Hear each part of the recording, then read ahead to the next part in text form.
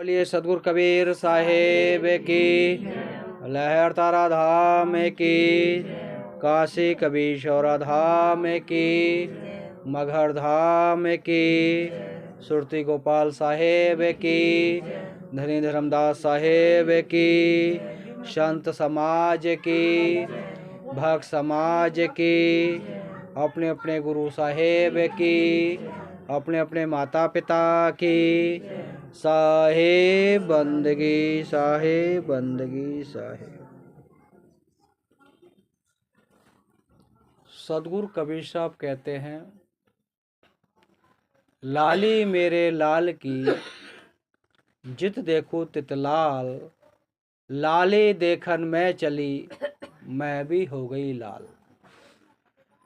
क्यों कहते हैं? कोई व्यक्ति किसी के कहने से, सुनने से या देखम देख किसी के साथ में किसी तीर्थ धाम में चला जाता है या किसी गुरु दरबार में जाता है, जाने के बाद देखम देखा वहाँ पर पूजा पाठ करने लगता है और सेवा करने लगता है।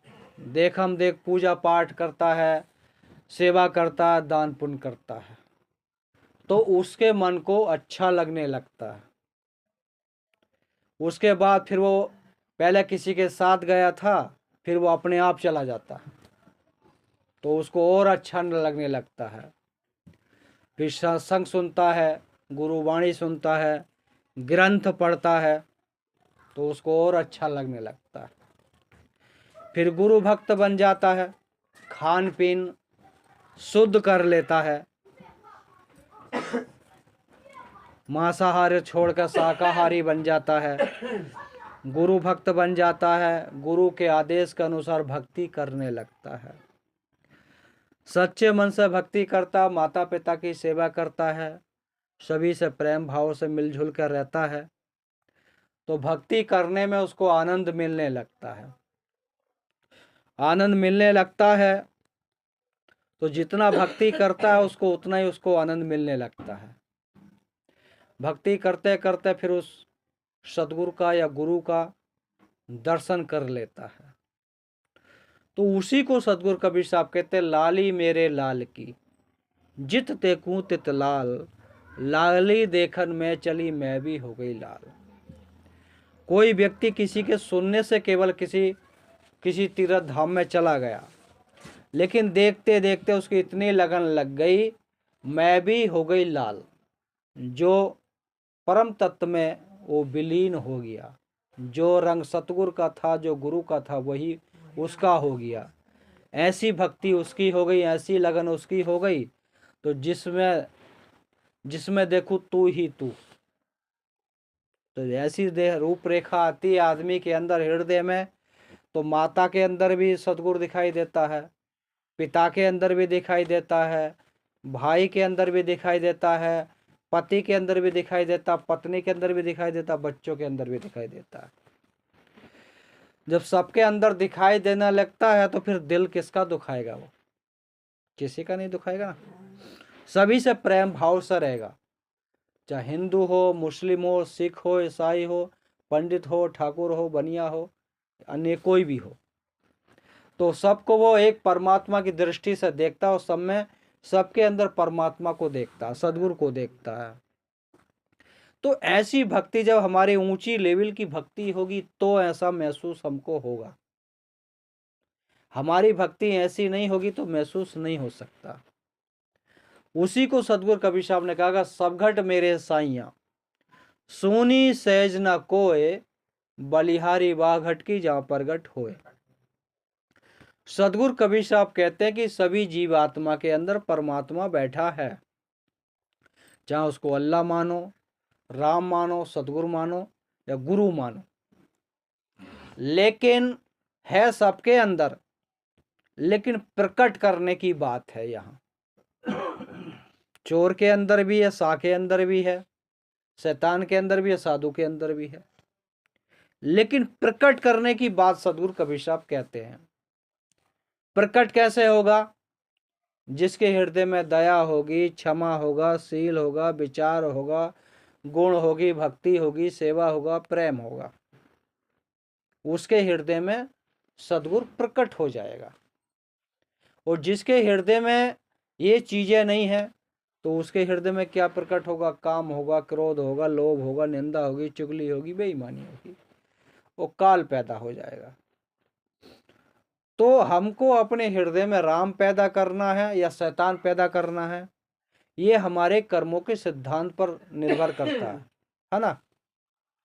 क्रोध आता है हमको, किसी को भी, तो क्रोध में कभी अपने पिता को ही मार देते हैं लोग, माता को ही मार देते, भाई को मार देते हैं, पड़ोसी को मार देते, पत्नी को मार देते, पत्नी पति को मार देती है। क्रोध में, क्रोध का नाम ही काल है। जब क्रोध खत्म हो जाता है तो फिर उसी जीवा सभी के अंदर वो उस परमात्मा का दर्शन करता है, जिसको कहते हैं सिया राम में सब जग जग जाना। तो सिया राम में मतलब खाली पढ़ने से हमारा काम नहीं होगा। जब सिया राम में हम सब जग जान रहे हैं, और सब वही बात सतगुरु कबीर साहब कहते हैं, सब घट मेरे साइया।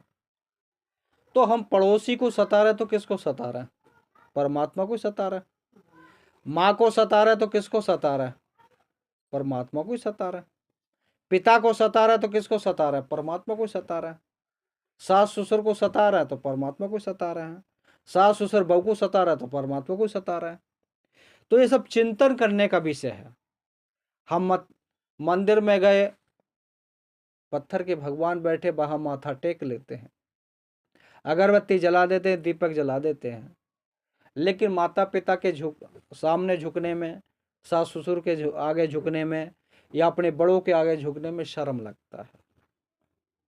वो सब सदगुरु कबीर साहब, ये जितने आप जीव लोग बैठे सभी के अंदर परमात्मा बताए, पत्थर के अंदर तो नहीं बताए, ना पेड़ के अंदर बताए कबीर साहब, ना पानी के अंदर बताए, ना पर्वत के अंदर बताए। तो सदगुरु कबीर साहब कहते सब घट मेरे साइया। तो सभी जीव आत्मा के अंदर सदगुरु परमात्मा बता रहे हैं। तो हम जीव आत्मा को तो सता रहे हैं, और मंदिर में भगवान को ढूंढ रहे हैं, तो कहाँ मिलेगा? नहीं मिल सकता ना। मंदिर का भगवान भी जब ही खुश होगा जब हम अपने जीव आत्मा के परमात्मा को खुश कर लेंगे। सबसे पहले माता पिता को ही हमारे परमात्मा है, क्योंकि वही हमारे सृष्टि करता है।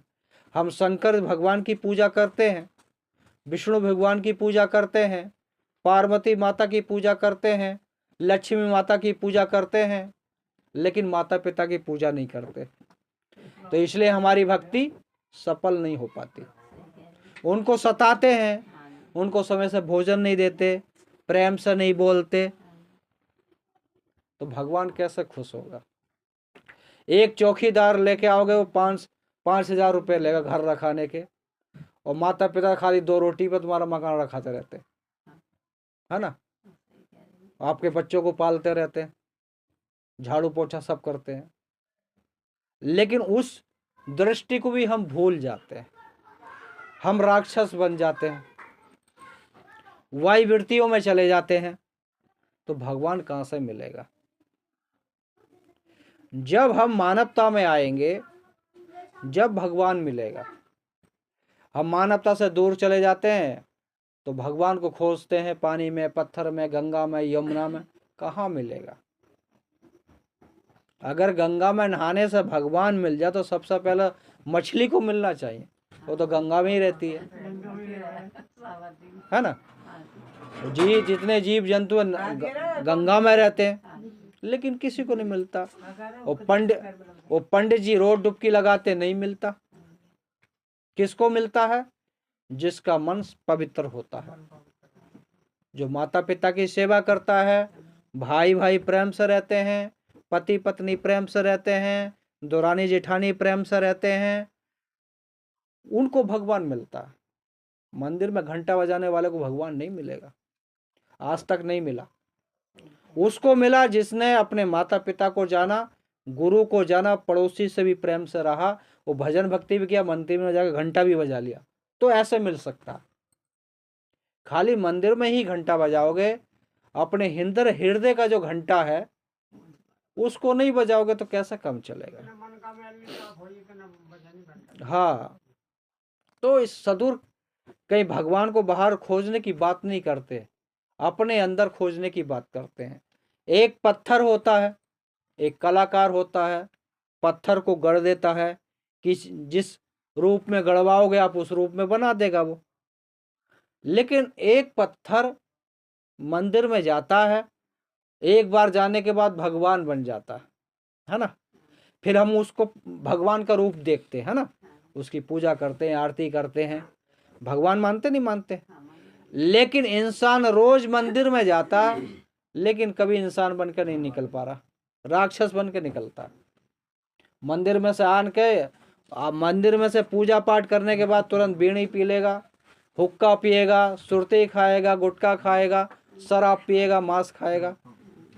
तो फिर राक्षस वाले काम करो ना, इंसान कहाँ बना वो। तो इसलिए अपने जीवन में जो परमात्मा रूप हर जगह विराजमान है उसको महसूस करने की जरूरत है। हम दूर के भगवान को देखना चाहते हैं, वो मिलता नहीं। वो जो हमारे आस पड़ोस में ही बैठा है उस भगवान को भूल जाते हैं। इसी कारण हमारी भक्ति सफल नहीं हो पाती। तो सद्गुरु तो सभी जीव आत्मा के अंदर परमात्मा बताते हैं, किसी पेड़ के अंदर नहीं बताए, पत्थर के अंदर नहीं बताए, पानी के अंदर नहीं बताए। वो हमारी अपनी अपनी धर्म क्रिया है, हमारा अपना सिस्टम है, हमारी परंपरा है। जैसे ही पूजा पाठ करते ठीक है, अच्छा करना चाहिए, लेकिन सत्य को भी जानने की जरूरत है। जब तक सत्य को नहीं जानेंगे, जब तक सद्गुरु की प्राप्ति नहीं हो सकती, गुरु की प्राप्ति नहीं हो सकती, भगवान की प्राप्ति नहीं हो सकती। कैसे नहीं हो सकती? जैसे गणेश भगवान की पूजा सब लोग करते नहीं। वो गणेश भगवान ने क्या किया उसको सब भूल गए। एक बार की बात हुई, सब लोग बैठे थे, सबके मन में विचार आया कि सबसे श्रेष्ठ भगवान किसको माना जा। तो सब लोग कहने लगे भाई मुझको मानो, मुझको मानो, मुझको मानो। तो लोगों ने कहा ऐसे काम नहीं चलेगा, अब चुनाव होगा, है ना। वो चुनाव में शर्त रखा गया कि जो सबसे पहले ब्रह्मांड की परिक्रमा करके आएगा उसी को श्रेष्ठ भगवान माना जाएगा। ऐसे ही हुआ, सब लोग अपने अपने वाहन लेके आ गए। किसी का उल्लू था, किसी का घोड़ा था, किसी का शेर था, किसी का गधा था, किसी का सांप था। अपनी अपनी सवारी लेके आ गए। और गणेश जी भी आए, उनके पास छोटा सा चूहा था। तो रेस में समय रखा गया निर्धारित, उस समय से सब अपना दौड़ने लगे ब्रह्मांड की परिक्रमा करने के लिए। तो गणेश जी ने सोचा मैं तो छोटा, मेरा कद है, पेट मेरा लंबा है, मैं चूहे की सवारी में कैसे जीत पाऊंगा। तो अपना बैठे चिंतन किए। उन्होंने कहा कि मेरा ब्रह्मांड तो मेरे माता पिता ही हैं, मेरे सृजनहार तो मेरे माता पिता ही हैं। तो उन्होंने ब्रह्मांड की परिक्रमा नहीं की, अपने माता पिता की 7 बार परिक्रमा की, जब तक और व्यक्ति लौट के आए उनकी सेवा की। इतना किया। उसके अलावा जो फर्स्ट आया, सबसे पहले आया, उसने देखा भी गणेश तो गए ना, ये तो यहीं अपने माता पिता की सेवा कर रहे हैं। दूसरा आया, उसने भी यही देखा। तीसरा आया, उसने भी जो आए सब यही देखते चले गए और शांत बैठते चले गए। अब उसमें कानाफूसी हो रही है, फर्स्ट कौन आया, ये आए, सेकंड कौन आया, ये आए। और लोगों में चिंतन हो रहा कि असली बात क्या है, कि गणेश तो गए नहीं, वो तो अपने माता पिता की सेवा कर रहे हैं।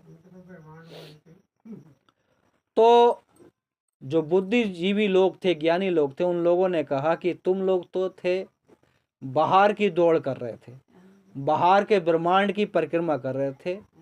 गणेश जी ने असली ब्रह्मांड की परिक्रमा की है, इसलिए सबसे श्रेष्ठ पूजा गणेश जी का होगा। इसलिए सबसे पहला हिंदू रीति रिवाज में गणेश जी का आरती करते ना, पूजा करते ना। तो हम लोग गणेश जी की तो पूजा करते हैं। अगरबत्ती भी दिखाते हैं, उनको लड्डू का भोग भी लगाते हैं, लेकिन माता पिता के चरण छूने में शर्म लगती है। जब गणेश जी की तरह पूजा पाठ करेंगे जब तो हमें भगवान की कृपा मिलेगी। तो हम सिद्धांत को भूल जाते हैं, खाली परंपराओं में चले जाते हैं, तो इसलिए हमारी भक्ति की शक्ति नहीं मिल पाती।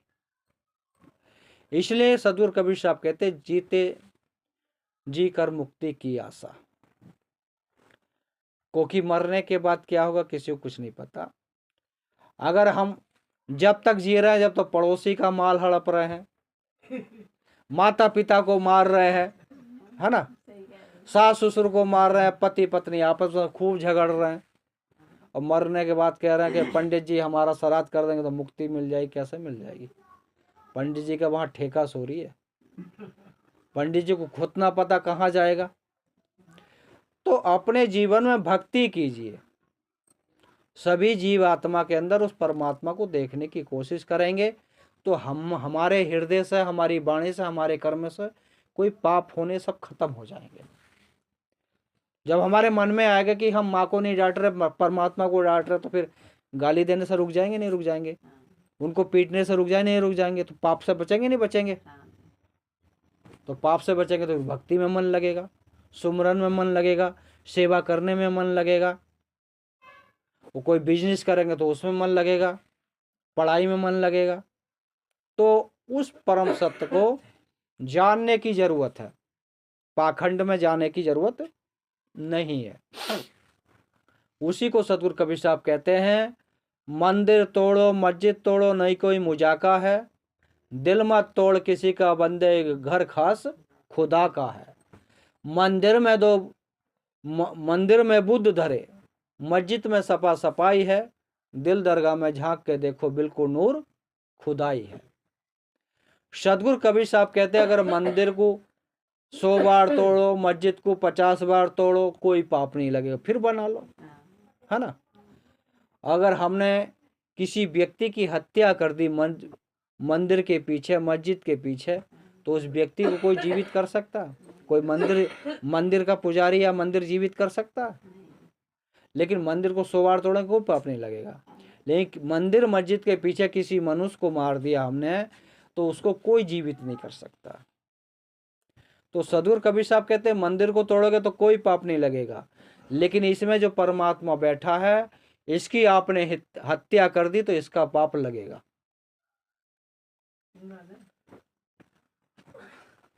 मंदिर में एक मूर्ति रखी है, वो मस्जिद में सपा सपाई है, उसमें कुछ मूर्ति नहीं रहती है। कबीर साहब दिल मत तोड़ो किसी का बंदे, ये खास खुदा का है। हम अपनी वाणी से, अपने कर्मों से किसी को बुरा भला कहेंगे, उसका दिल दुखेगा, दिल दुखेगा तो उसके मुख से हमारे प्रति गलत भावना निकलेंगी, तो उसकी गलत भावना से हमारा गलत काम हो सकता है। तो इसलिए किसी का भी दिल मत दुखाइए। उसी को सतगुरु कबीर साहब कहते हैं, आया सो जाएगा राजा रंग फकीर, कोई सिंहासन चढ़ चढ़े कोई बांधे हाथ जंजीर। सतगुरु कबीर साहब कहते हैं, जो आया है जाना सभी को है, राजा भी जाएगा, रंग भी जाएगा, फकीर भी जाएगा, लेकिन जाने का तरीका है। एक अच्छे कर्म करता है, माता पिता की सेवा करता है, दीन दुखी की सेवा करता है, सभी लोग आपस में प्रेम भाव से रहते हैं, एक दूसरे का सम्मान करते हैं, और समय मिलता तो भजन भक्ति कर लेते हैं, गुरु भक्ति करते हैं, तो ऐसा व्यक्ति सिंहासन पर बैठ के जाएगा। उसको सद्गुरु लेने के लिए आएंगे। और जो व्यक्ति सभी उल्टे काम करता, खाना पीना उसका ठीक नहीं है, रहने गहनी उसका ठीक नहीं है, माता पिता को भी बुरा भला बोलता, पड़ोसी से भी झगड़ा करता, पति पत्नी भी आपस में झगड़ते हैं, तो ऐसा व्यक्ति काय में जाएगा? जंजीर में बंध के जाएगा। कोई व्यक्ति उसको बांधेगा नहीं, वो अपने कर्मों के जाल में खुद बन जाएगा। हम अपने कर्मों के जाल से स्वयं स्वतंत्र हो सकते हैं, और अपने कर्मों के जाल से हम बच सकते हैं। जैसे कोई व्यक्ति बीड़ी पीता है, बीड़ी उसको पकड़ के नहीं बैठी, बीड़ी को वो पकड़ के बैठा। बीड़ी तो नहीं कहती भाई मुझे आन के पी लो, आदमी जाता वो बीड़ी को पीता। तो ऐसे ही हमको भी कोई बांध के नहीं बैठा, हम अपनी गलतियों में खुद बंध के बैठे। हमारी ऐसी आदत बन गई दूसरे को गाली देकर बात करने की, है ना, दूसरे की निंदा करने की, चुगली करने की। तो भगवान तो कह नहीं रहा, ना गुरु कह रहा, ना भगवान आन के कह रहा, ना देवी देवता कह रहे तो चुगली कर, किसी की निंदा कर, बेईमानी कर। हम खुद कर रहे हैं।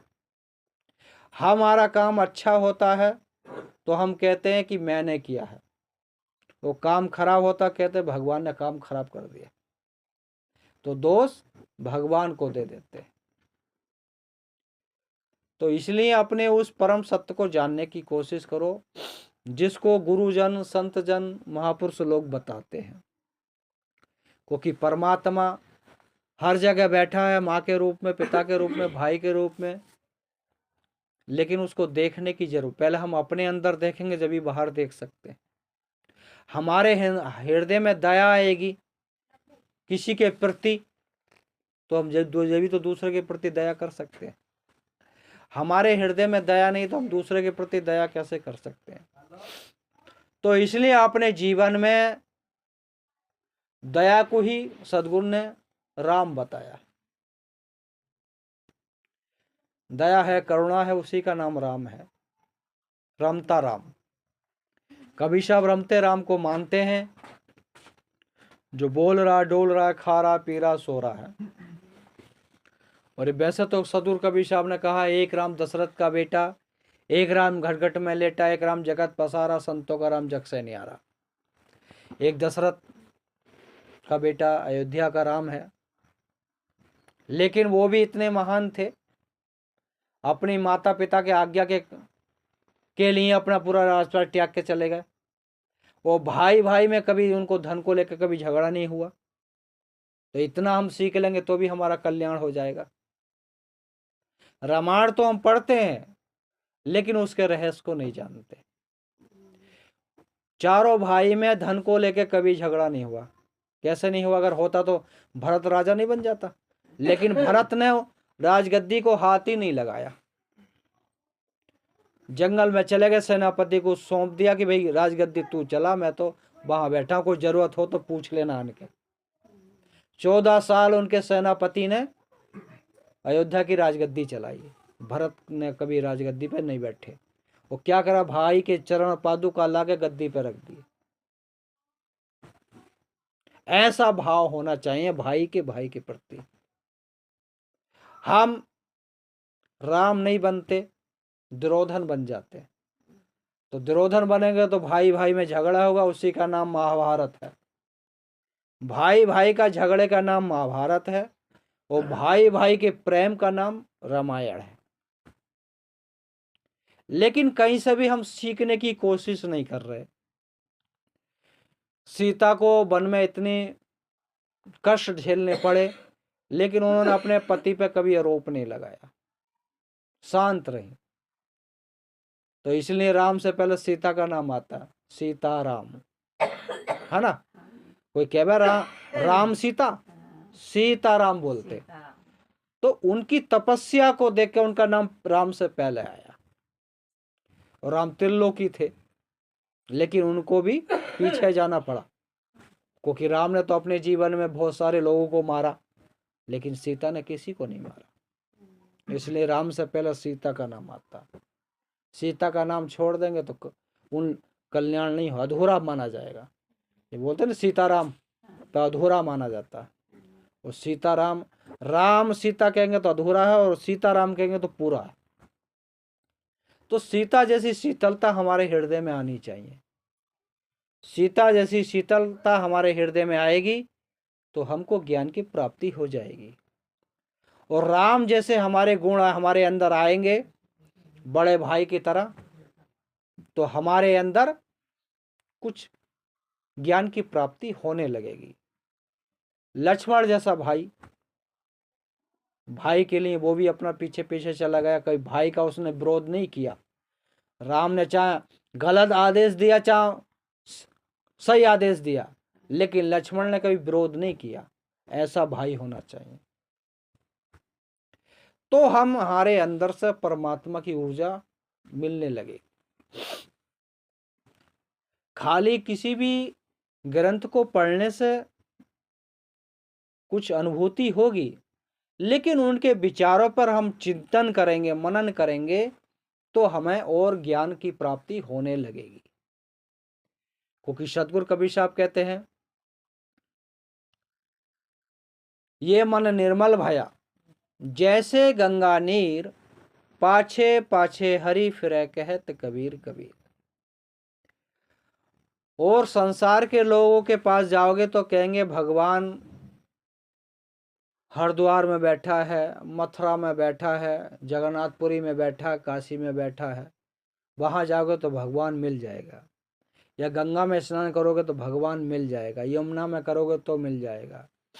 लेकिन सतगुरु कबीर साहब कहते हैं, ये मन निर्मल भया जैसे गंगा नीर, पाछे पाछे हरि फिरे कहत कबीर कबीर। जब आपका मन निर्मल हो जाएगा, विकारों से मुक्त हो जाएगा, वो मन एकदम शांत हो जाएगा। कोई बुरा भला भी बोल के चला जाता है और आप उसकी बात को हंस के टाल देते हैं, उसकी बात का बुरा नहीं मानते, तो सोच लो तुम्हारा मन निर्मल हो चुका है। और जिसका मन निर्मल हो जाएगा, उसको ढूंढते ढूंढते भगवान तुम्हारे घर खुद पहुंच जाएगा। आपको भगवान की ढूंढने की जरूरत नहीं है, भगवान आपको खुद ढूंढ लेगा। हम अपने आप को नहीं ढूंढते, अपनी बुराइयों को नहीं ढूंढते, इसलिए भगवान नहीं मिलता। जब हम अपनी बुराइयों को ढूंढने लगेंगे और अपनी अच्छाइयों को जानने लगेंगे, तो भगवान खुद हमारे पास आने लगेगा। जिसको कहते हैं तू 1 कदम चलेगा तो मैं 10 कदम चलूंगा, है ना। तो हम भगवान की तरफ 10 कदम चलेंगे तो भगवान हमारी तरफ 100 कदम आ जाएगा। लेकिन उससे पहले हमें अपने मन को विकारों से मुक्त करना होगा, खान पीन शुद्ध करना होगा, व्यवहार शुद्ध करना होगा, तो भगवान हमको जल्दी से जल्दी मिल जाएगा। लेकिन हम ऐसा नहीं करते, दूसरे तरीके से ढूंढते तो नहीं मिल पाएगा। क्योंकि जिसको भी भगवान की प्राप्ति हुई है, गुरु की प्राप्ति हुई है, सतगुरु की प्राप्ति हुई है, तो सच्चे कर्मों से ही हुई है, अच्छे मन से हुई है। इसलिए अपने जीवन में उस सत्य को जानने की कोशिश को, जिसको सतगुरु कबीर साहब कहते हैं। सतगुरु कबीर साहब कहते हैं कि सांच बराबर तप नहीं, झूठ बराबर पाप, जाके हृदय सांच है ताके हृदय आप। सतगुरु कबीर साहब कहते हैं कि जिस सांच बराबर तप नहीं, अगर हम सत्य बोलते हैं, सत्य की बात करते हैं, सत्य के मार्ग पर चलते हैं, तो उससे बड़ा कोई भी तप नहीं है। और झूठ बोलते हैं, उससे बड़ा कोई पाप नहीं है। आज झूठ बोलेंगे, कल निंदा करेंगे, परसों चुगली कर देंगे और तरसों चोरी करने चले जाएंगे। उससे वो जितने आगे बढ़ेंगे फिर किसी की हत्या भी करने लगेंगे। तो झूठ के साथ साथ हमारे अंदर सभी गलत कामों की वृत्तियां उत्पन्न होने लगेंगी। इसलिए कबीर साहब कहते हैं कि सांच बराबर तप और झूठ बराबर पाप, जाके हृदय सांचे ताके हृदय आप। जिसके हृदय में सत्य है, सत्य के मार्ग पे चलता है, गुरु सेवा, संत सेवा, भक्त माता पिता सेवा करता है, तो उसके हृदय में सद्गुरु ही निवास कर लेता है। जैसे कोई गांव में सज्जन व्यक्ति होता है, सज्जन कोई माता होती हैं, तो लोग कहते नहीं ये तो देवी का रूप है, ये तो भगवान का रूप है, किसी का बुरा नहीं करते, जिसका करते अच्छा ही करते हैं। तो उसको भगवान की उपाधि मिल गई, नहीं मिल गई? तो उसके कर्मों से ही उपाधि मिलती है, खाली दिखावे से नहीं। दिखावा करने से हमारा भला नहीं हो सकता। तो इसलिए अपने जीवन में उस परम सत्य को जानो, जिसको सतगुरु कबीर साहब कहते हैं। उसी को सतगुरु कबीर साहब हर वाणी में वही बात बताते हैं। सतगुरु कबीर साहब कहते हैं कि पहले दही जमाइए, पाछे दुइये गाय, बछड़ा बाके पेट में माखन हाट बिकाए। अब हम व्यवहार की दृष्टि में देखेंगे तो सब उल्टा हो रहा है। अब माखन पहला जमाना पड़ रहा, दूध भी दूना पड़ रहा है, बछड़ा पेट में है अभी, वो माखन कैसा बनेगा, दूध कैसे जमेगा। तो सदगुरु समझाते हैं अपनी वाणी के माध्यम से, पहले दही जमाइए, कि पहले अपने हृदय में अच्छे विचार लाइए, दया, क्षमा, करुणा, प्रेम, भक्ति, सेवा। ये जब हम अच्छे विचार लाएंगे, उसके बाद जब हम भक्ति करेंगे, भक्ति रूपी दूध को दुएंगे तो मन, भक्ति करने में मन लगेगा, है ना। हमने अपने हृदय में अच्छे विचार नहीं लाए, भक्ति नहीं किए, खान पीन शुद्ध नहीं किया, रहनी गहनी शुद्ध नहीं की, तो फिर भक्ति करने में मन कैसे लगेगा, सुमरन करने में मन कैसे लगेगा। तो पहले अपने हृदय में अच्छाइयों का दही जमाइए, पाछे दुइये गाय। अब भक्ति करने चले, दूध दू रहे हैं, वो बर्तन में छेद हो तो दूध रुकेगा क्या, निकल जाएगा ना। तो ऐसे ही अगर हम अपने हृदय में दही जमा लेंगे और जो बर्तन हम लेके गए हैं उन छेदों को बंद कर देंगे। हमारे पात्र में कौन से छेद हैं, काम, क्रोध, लोभ, मोह, निंदा, चुगली, बेईमानी, झूठ, ये छेद हैं। उन छेदों के बर्तन में हम भक्ति का दूध दूना चाहते हैं तो दूध कैसे रुकेगा, है ना। अभी सुनोगे, घर जाके भूल जाओगे। सही कह रही। तो सदगुरु कहते हैं पहले अपने पात्र में जिसमें तुम दूध दूना चाहते हो, उस पात्र के छेद बंद करो, झूठ बोलना बंद करो, चुगली करना बंद करो, बेईमानी करना बंद करो, निंदा करना बंद करो। तब ये छेद भर जाएंगे तो भक्ति करने में भी मन लगेगा, सेवा करने में भी मन लगेगा, और माता पिता की, फिर माता पिता को भी भगवान मानने लगोगे। ऐसी परिस्थिति आएगी। तो पात्र के जो छेद है बंद करने पड़ेंगे। बछड़ा बाके पेट में, परमात्मा अभी प्रकट होने से बचा है, वो पेट में ही है अभी।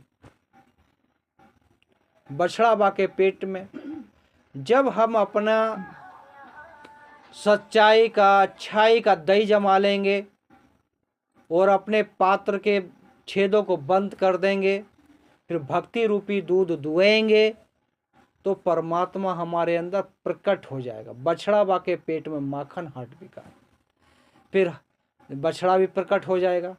आत्मा, ऊर्जा, आत्मा, परमात्मा, गुरु, सदगुरु, भगवान, अल्लाह या गॉड, जो भी मानते हो जो लोग, वो हमारे हृदय में ही प्रकट हो जाएगा। माखन हाट बिका है। फिर जो हमारी अच्छाइयों की जो बात है ना, हमको करने की जरूरत पड़ेगी, गांव के लोग ही करेंगे कि फलाने का लड़का बहुत अच्छा है, पढ़ाई भी अच्छा करता है, माता पिता की सेवा भी करता है और घर का काम भी करता है ना।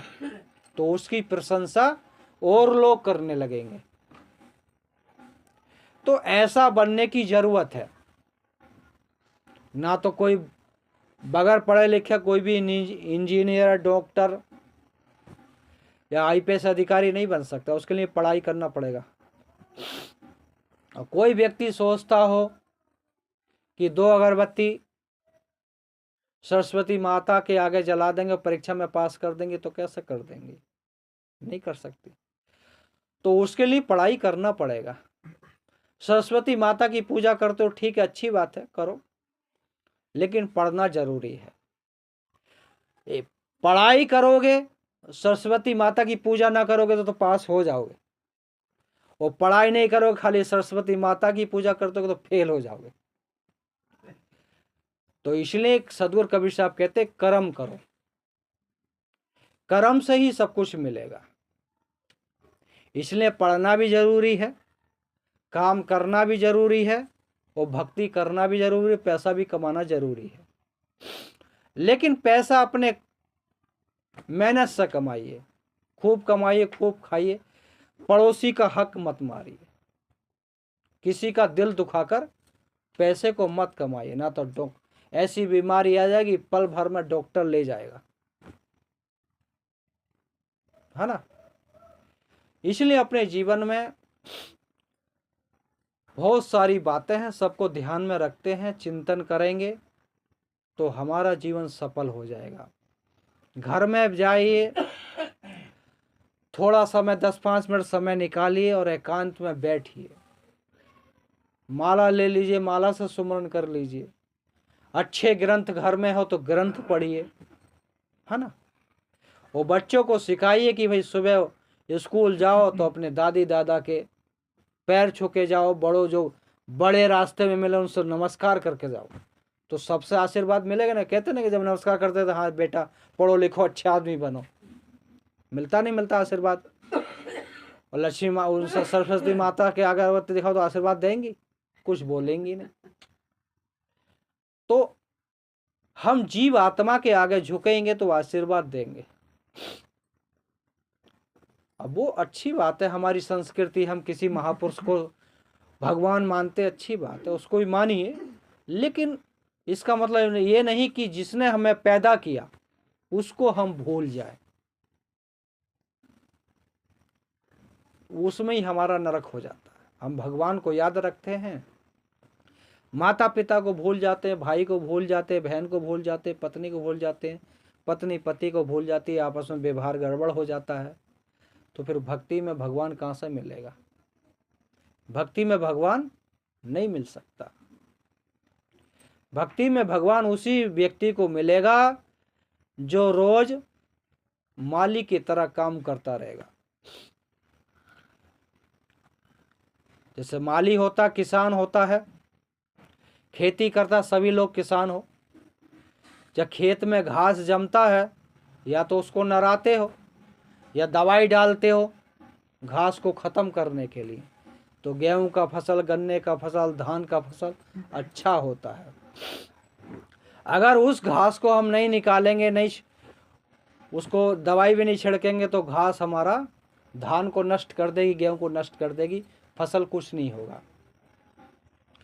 ऐसे ही हमारे हृदय में भी भक्ति रूपी फसल को हम बोना चाहते हैं, काटना भी चाहते हैं, लालच है कि मोक्ष मिल जा, स्वर्ग मिल जा, है ना।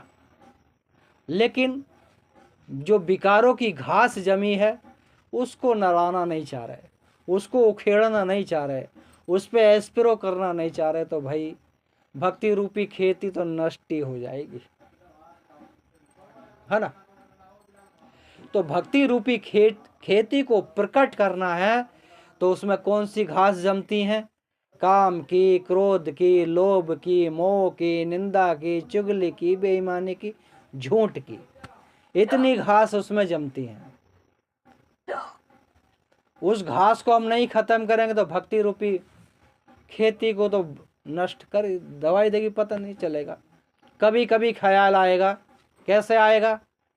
जब शिवरात्रि आएगी तो भाई चलो एक कामर लेने चलते हैं, उस समय याद आ जाएगा, उसके बाद फिर भूल जाएंगे। अब नवरात्रि आएंगी तो सब माता लोग माता को खूब याद करेंगी, 9 दिन खूब माता जी की खूब पूजा करेंगी, है ना। उसके बाद माता जी कहाँ गई पता नहीं। और मान लो 9 दिन माता जी की पूजा करते हो, अच्छी बातें करो, तो कम से कम 9 दिन तो अपने माता पिता के पैर छू लो। इतना तो, या माता की पूजा कर रहे हो, अपनी माता को छोड़ दिए, तो कौन सी माता की पूजा कर रहे हो भैया? कौन सी माता की पूजा कर रहे हो? माता की पूजा कर रहे हो, माता के पैर छूने में शर्म लग रही है? तो मंदिर वाली माता आशीर्वाद कभी भी नहीं दे सकती। जब मैं लिख के दे रहा हूँ स्टाम्प पेपर है, किसी को कुछ दे देता हूँ, जब तक माता अपनी माता पिता को खुश नहीं करोगे तो भगवान, मंदिर का भगवान भी खुश नहीं हो सकता।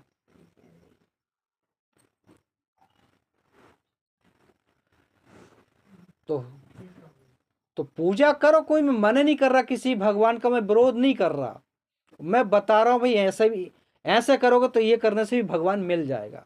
खाली मंदिर के भगवान को हम याद रखते हैं, घर के भगवान को भूल जाते हैं, इसी कारण भगवान हमें दर्शन नहीं देता। उसकी कृपा नहीं होती। लेकिन जब हमारी भक्ति अच्छी है, माता पिता के प्रति सेवा है, भाई भाई प्रेम से रहते हैं, पति पत्नी प्रेम से रहते हैं, उस व्यक्ति को भगवान मिलता है। कैसे मिलता है?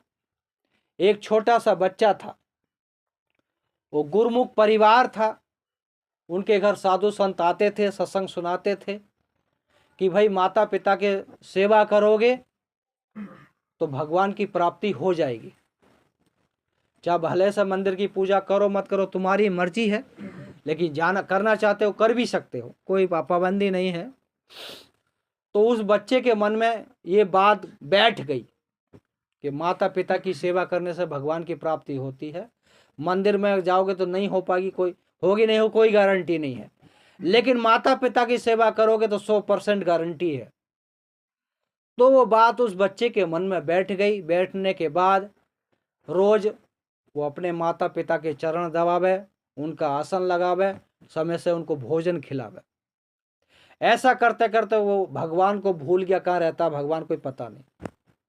उसने अपने माता पिता को ही भगवान मान लिया। सेवा करता रहा, उनका आज्ञा का आदेश का पालन करता रहा। समय आया, भगवान प्रकट हुए। भगवान प्रकट हो गए शाम को 8 बजे। उस समय वो अपने माता पिता की सेवा करा, चरण दबा रहा था। तो भगवान आवाज लगा रहे हैं, मैं भगवान हूं और तेरी भक्ति से मैं खुश हूं। तो कह रहा मैं तो भक्ति मंदिर में भक्ति करने जाता ही नहीं, तू कहाँ का भगवान आ गया? अरे भाई मैं भगवान हूं, तुझे दर्शन देने के लिए आया हूं और तू बाहर निकल के आ जा। तो वो बच्चा कहता है कि मैं अपने माता पिता की सेवा कर रहा हूं, मैं अपने भगवान की सेवा कर रहा हूं, उनकी सेवा छोड़कर नहीं आ सकता। ऐसे ही हुआ, वो सेवा करता रहा। क्या सेवा करते करते उसको उस दिन नींद आ गई। वही माता पिता के चरण छूते छूते सो गया। सुबह भोर हुआ, जैसा दिशा मैदान के लिए गया तो भगवान बाहर खड़ा। भाई तू कौन? कि मैं भगवान हूँ, सुबह शाम तुझे आवाज दे रहा कि तेरी भक्ति से मैं खुश हो गया, कि भाई तू गया क्यों नहीं? अरे भाई तू अपने माता पिता की सेवा में इतना खुश है, तू तो मैं तेरा इंतजार नहीं कर सकता। तो भक्ति ऐसी करेंगे तो भगवान को भी इंतजार आपका करना पड़ेगा, आपके द्वारे ही भगवान आ जाएगा। लेकिन ऐसी भक्ति हम नहीं करते, इसलिए भक्ति में जो गुरु का, माता पिता का, भगवान का आशीर्वाद मिलना चाहिए, नहीं मिल पाता। जीवन हमारा दुखी रहता है। तो ऐसी भक्ति करो कि भगवान को भी इंतजार करना पड़े। इसलिए कबीर साहब कहते हैं, ये मन निर्मल भया जैसे गंगा नीर, पाछे पाछे हरि फिरे कहत कबीर कबीर। ऐसी भक्ति होगी तो भगवान तुम्हारे पीछे पीछे घूमेगा, आपके घर में ही भगवान प्रकट हो जाएगा, बेटा के रूप में, बेटी के रूप में, पति के रूप में, पत्नी के रूप में। तो ऐसी भक्ति होगी तो जब ही हो पाएगा। और हमारा खान पीन गलत है, रहनी गहनी गलत है, हम खुद ही झगड़ा करते हैं रोज, तो हमारे घर में कौन पैदा होगा? रबड़ी पैदा होगा। फिर कहते हैं हमारा बेटा तो हमारा कहना नहीं सुन रहा। कैसे सुनेगा? तुम पति का कहना नहीं सुन रहे, पति तुम्हारा नहीं सुन रहा, तुम्हारा बेटा कहां से सुनेगा? है? तो व्यवहार और इसको बनाना पड़ता है। जब हम आपस में झगड़ा करेंगे तो वही बच्चे सुन रहे हैं ना, उस चीज को बच्चे सुन रहे हैं। पति पत्नी आपस में झगड़ा करेंगे तो बच्चे सुन रहे हैं, उस समय आपको डांट तो नहीं सकते, लेकिन सुन रहे हैं।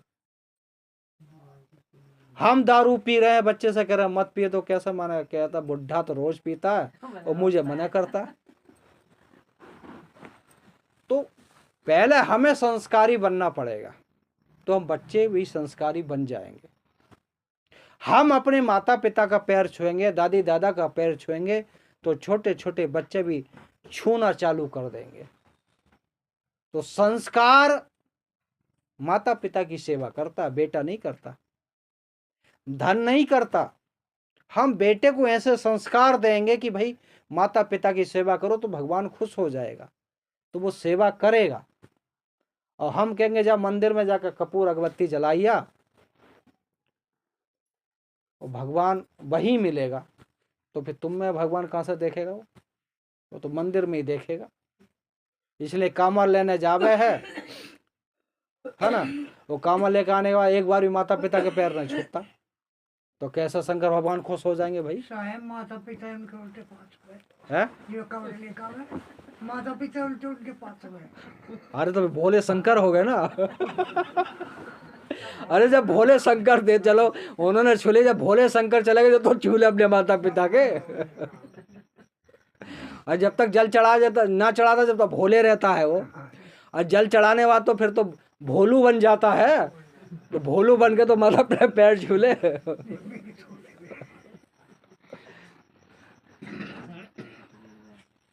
तो भक्ति कहीं अलग से नहीं करनी है, हमारे व्यवहार को शुद्ध करना ही भक्ति का नाम है। कबीर साहब अलग से भक्ति करना नहीं कहते, कबीर साहब तो कहते हैं भाई अपना व्यवहार शुद्ध कर लो, माता पिता के प्रति, भाई के प्रति, पत्नी के प्रति, पति के प्रति, तो भक्ति अपने आप हो जाएगी। लेकिन हम अपना व्यवहार शुद्ध नहीं करते, तो इसलिए कारण हमारा भक्ति करने में मन नहीं लगता। तो अपने जीवन में उस परम सत्य को जानो जिसको सद्गुरु कबीर साहब बताते हैं, सभी महापुरुष बताते हैं, सभी संत बताते हैं, वो बड़े बुजुर्ग भी बताते हैं। क्योंकि जो काम, जैसे शंकर भगवान की हम लोग कामर लेने जाते हैं, ठीक है जाइए, तो शंकर भगवान ने विष भी पिया, वो ध्यान करते थे, तो खाली कामर लाने से हमारे शंकर भगवान की प्राप्ति नहीं होगी। शंकर भगवान जी ध्यान करते थे, ध्यान करने की जरूरत है। सत्य को जानने की जरूरत है, जब ही शंकर भगवान का भी आशीर्वाद मिल सकता है। ना तो आजकल तो हर साल बढ़ेगी, कई लाख लाख कावड़ जाएगी, कई करोड़ जाएगी। हाँ वो तो बढ़ता रहेगा। हाँ तो वही होता ना, एक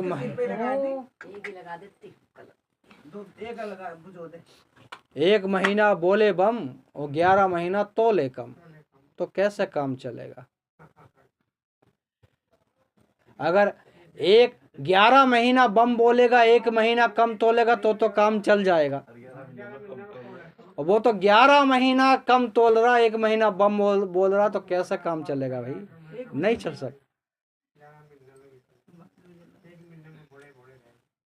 तो इसलिए जो स्थिति है हमारी, उसको हर समय याद रखने की जरूरत है।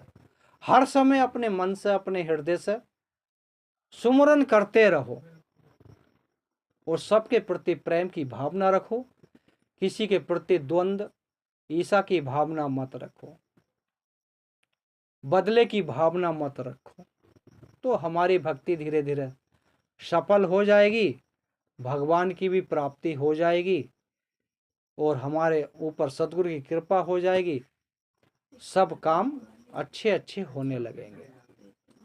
तो इसलिए अपने जीवन में उसी परम सत्य को जानो जो सद्गुरु बताते हैं। अगर किसी दुर्लभ को सताएंगे, तो दुर्लभ को सताने के लिए सद्गुरु कबीर साहब क्या कहते हैं? दुर्लभ को मत सताइए, जाकी मोटी हाय, मुँह सांस से सार भस्म हो जाए। आपने सबने लोहार देखे होंगे, है ना? लोहार जो है मरे हुए पशु की खाल का वो हवा भरने वाला पहले बनाते थे नहीं, वो फिर यूं करते थे, हवा निकलती थी और कोला देखता था, उसमें लोहा गरम तपा के उसको औजार बनाते थे। तो वो जब मरे हुए पशु की खाल लोहे को भस्म कर देती है, है ना, और जब हम जिंदे व्यक्ति को सताएंगे तो वो हमारा क्या करेगी? हमको नष्ट करेगी नहीं करेगी, उसकी जब हाय लगेगी तो। हाँ सही। एक मरे व्यक्ति की खाल से लोया भस्म हो जाता है। वो हम जिंदे व्यक्ति को सता रहे हैं, माँ को, पिता को, भाई को, बहन को, पड़ोसी को, पति को, पत्नी को, तो हमारा भला कहाँ हो जाए, हमको भस्म ही हो जाना। जैसे भस्मासुर हो गया था खुद भस्म, अपने सिर पे हाथ रख के, ऐसे ही हम भी अपने कर्मों से अपने आप भस्म हो जाएंगे। कोई हमको भस्म नहीं करेगा, हम अपने बुरे कर्मों से अपने आप भस्म हो जाएंगे। तो सोच लो हम स्वयं भस्मासुर हैं। तो इसलिए भस्मासुर मत बनो। आरती कर दीजिए। आरती कर लो फिर, चलो।